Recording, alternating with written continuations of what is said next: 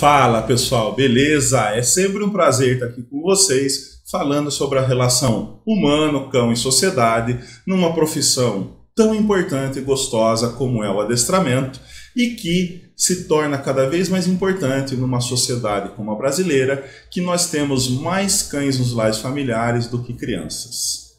Antes de iniciar esse vídeo, eu também vou pedir para você, se você gosta do meu conteúdo, comente, curta, me siga nas redes sociais, porque é difícil gerar conteúdo. E assim você me ajuda também e eu preciso da sua ajuda.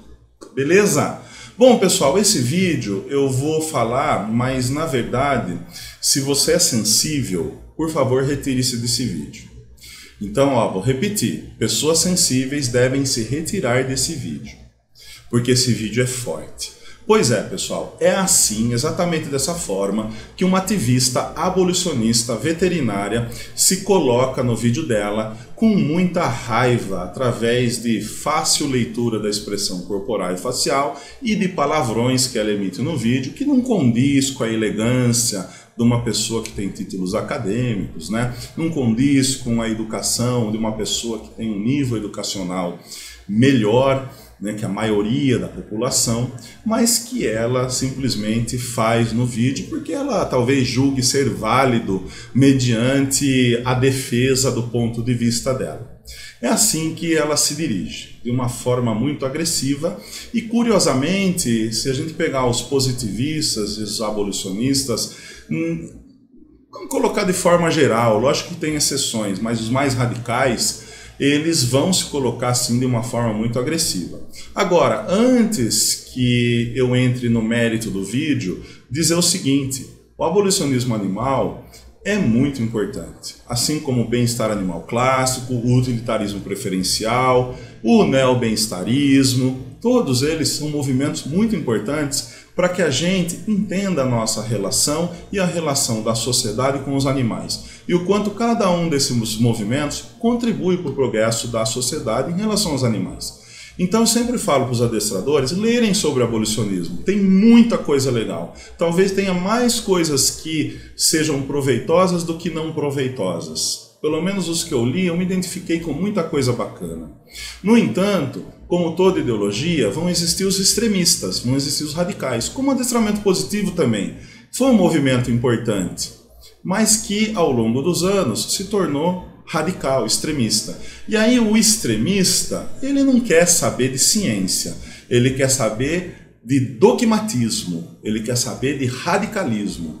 É o sectarismo, ele tem os sectos dele e somente aqueles são os que valem para estar próximo a ele. Os que não são, simplesmente vão ser invalidados. É negacionista, não está atualizado, precisa ler, comete maus tratos, vai ser invalidado de N formas. Que é essa estratégia que essa veterinária usa ao falar do enforcador e ao imputar crime com o uso do enforcador, sem especificar formas de uso e as formas que envolvem numa tipificação penal que não existe sobre o uso do enforcador. E aí vem uma coisa muito grave, mas muito grave, e que envolve todos nós adestradores. E eu já vou deixar de antemão aí um caminho para todos vocês. Caso daqui para frente, ao atender um cliente que você julgue que se faz importante para o risco a terceiros, né? Diminuir risco a terceiros, se faz importante para diminuir risco a você, aos donos e até ao próprio cão, o uso do enforcador, e esse cliente fale, não, eu li que isso é crime, por uma doutora com vários títulos, inclusive é maus tratos no Brasil, porque ela disse isso no vídeo, e eu não vou aceitar isso. Você vai agir com maus tratos com o meu cão, você vai agir perante um crime. Não vou aceitar. Bom, colham provas, porque o vídeo dela gerou dano direto a você. E agora, vocês podem sim mover um processo contra ela. Isso é importante, tá? Isso é importante. Porque não adianta a gente ficar só no discurso ideológico. E outra coisa, pessoal, a gente precisa ter uma associação, Precisa de uma regulamentação, porque os positivistas estão ano-luz na frente, os abolicionistas também. Estão articulados com legislação, estão articulados com a opinião pública, estão articulados com associações, enquanto nós não temos. O que nós temos simplesmente se preocupa numa visão clubista. Ah, é filiado, eu respondo pelos filiados, quando tem que responder pela classe. Mas eu não vou entrar nesse mérito, pessoal. Vamos lá voltar no vídeo. É super importante que vocês tenham essa atitude. Super. Porque aí fica diretamente ligado o quanto uma inverdade, o quanto uma imputação de crime onde não existe, prejudicou diretamente você. E isso, até onde eu sei, é cabível de processo. Outra coisa, pessoal. Ah, mas as pesquisas científicas dizem. Naquele manifesto contra o enforcador, eu tenho um vídeo de 1 hora falando sobre aquele manifesto. Todas as pesquisas não dizem sobre o enforcador. E o livro de coerção e suas implicações de Moore Sindman, um grande analista de comportamento, não tem nada a ver com os do enforcador. Acho que eles colocaram o livro para testar a inteligência das pessoas, né? Simplesmente para testar. Uma correlação absurda e mostra o quanto eles não sabem diferenciar coerção de controle aversivo. Bom, outra coisa. Naquelas pesquisas, são 2 relatos de caso.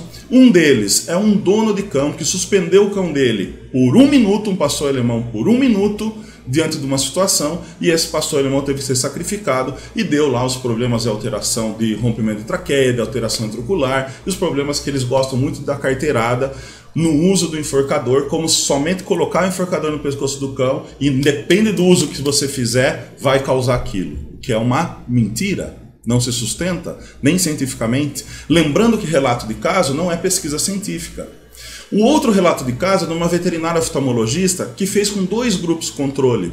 Um grupo controle era para o cão tracionar com o peitoral, o outro para tracionar com o enforcador. Ela queria fazer uma comparação do uso dessas 2 ferramentas. E o que ela viu e surpreendeu ela é que o peitoral também causava alteração na pressão intraocular. Haja visto que é muito vascularizada essa região aqui do cão também e outras regiões. E ela também constatou que o peitoral também pode causar a médio e longo prazo malefícios na articulação dos cães, quando esses tracionam.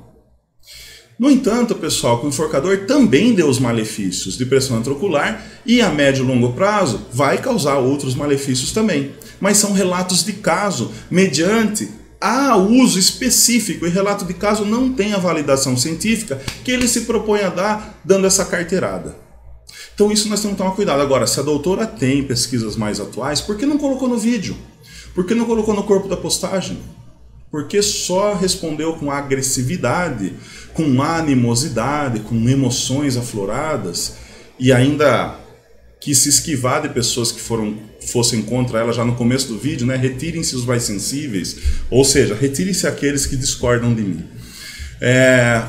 Por que não colocou lá? Coloca. E outra, já convido para um diálogo. Vamos fazer uma mesa redonda ao vivo. Eu convido mais 3 pessoas, você convida mais 3 e vamos falar sobre o tema, mas não com essa animosidade. Com essa animosidade, com esse ativismo, não rola não. E quando eu falo, pessoal, do ativismo judicial abolicionista e que está atrelado ao positivismo no adestramento de cães, tá aí, ó.